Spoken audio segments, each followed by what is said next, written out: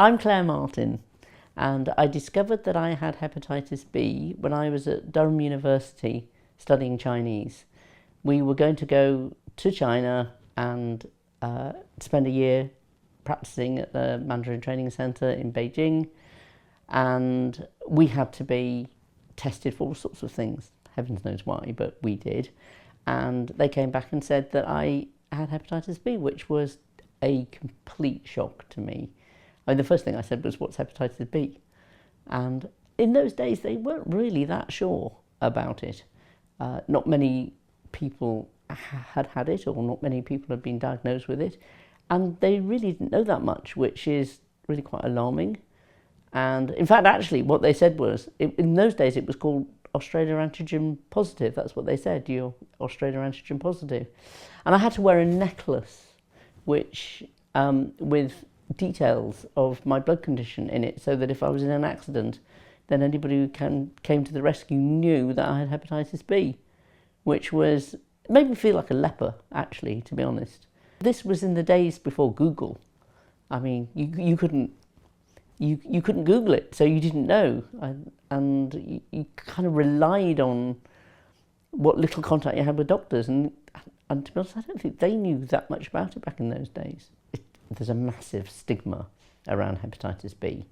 Did you have unprotected sex? Did you ever use, are you a drug user? Have you ever had a manicure? Which kind of surprised me. But it's a blood-borne virus, isn't it? So, they ask you those kinds of questions. And because I hadn't done any of those things, they just assumed that I must have been born with it. And, we still have that assumption even now. There weren't really treatments for hepatitis B back in those days. There was a lot of exploration about looking at the state of my liver. So over a 30-year period, I've had 3 liver biopsies. Thankfully now, with better technology, fibroscans, ultrasound scans, don't have to have so many liver biopsies, which are really painful and horrible. And they've been monitoring my condition since 1985, effectively. In the year 2001 or thereabouts, they were experimenting with interferon as a cure for hepatitis B. And I remember them saying that very, very few people will be cured as a result of this, but it may have some beneficial effects. And look, it's part of a trial, so it's worth trying. Nothing lost, nothing gained. So I participated in that, and the virus disappeared, and then the virus replicated again, and I was desperately disappointed because I had hoped that the virus would disappear. But interestingly, it wasn't until last year when I went on a new clinical trial and started asking questions about the previous clinical trial, I discovered that actually my viral load halved as a result of being on the first interferon trial. So, and I think it probably kick-started me trying to get rid of the virus naturally, and I think my viral load went from in the thousands eventually down to, I kind of hovered for a few years between 4.5, which was my lowest, to about 9, which is virtually nothing. And if I wasn't at King's, anybody else would say I don't have hepatitis anymore, but because King's has got such sophisticated equipment, they know that I have. And I think it was last year,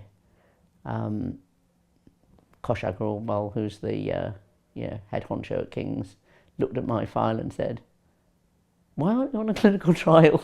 And I said, "Well, I was going to be on a clinical trial, but I was too fat. I didn't qualify. My BMI was 31, so I shifted weight." Which brings me to another aspect. I must have been about 2017 or something like that. I discovered I had fat on my liver. So the routine, after I'd had all these liver biopsies that I've been talking about. The routine settled down to 6 monthly visits in liver outpatients and blood tests, monitoring the virus, monitoring the state of my liver ultrasound and FibroScans. And on one occasion they said, "You've got fat on your liver, and if you've got hepatitis, there's no way you want fat on your liver. It's very, very dangerous." I mean, it's dangerous anyway, but it's even more dangerous. So I said, "Well, what can I do? Is there anything I can do?" And they said, "Yes, you can shift weight. If you shift weight, the fat will go off your liver." So I went to Slimming World. I shifted 3 stone. That's 19 kilos in 9 months. And actually the fat came off the liver first. So that probably took about 3 months to go. And then I got down to a sensible weight for my height. And then all was well until COVID. And then I put it back on again. Well, not all of it, but, shifted 3 stone and put on 2, which wasn't ideal. So since then, I have been trying to shift the weight again. And of course, with I suppose the other thing that's really relevant is in 2010, I was put on tenofovir, which is the viral suppressant that I think the majority of us with hepatitis B are on if we're having treatment at all. And that just stops your virus replicating, and it makes it untraceable, makes your virus untraceable. And I think for me, not only was that protecting my liver, it was also, I was no longer infectious. And that for me was a big thing, because it's really bad knowing that you've got a chronic virus, you're carrying a virus, never mind one that can affect other people. It's I suppose it's a bit like living with COVID in some respects, except that you can't pass it on by sneezing on anybody. So you don't have to wear a mask.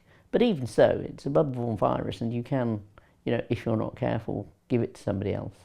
People assume that that you've got hepatitis B, or if you've got any kind of liver condition, they think either you're alcoholic, or you're a drug user, or a prostitute.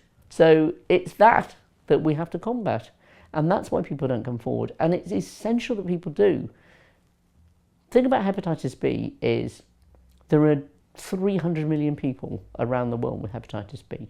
It kills an awful lot of people, and it doesn't need to.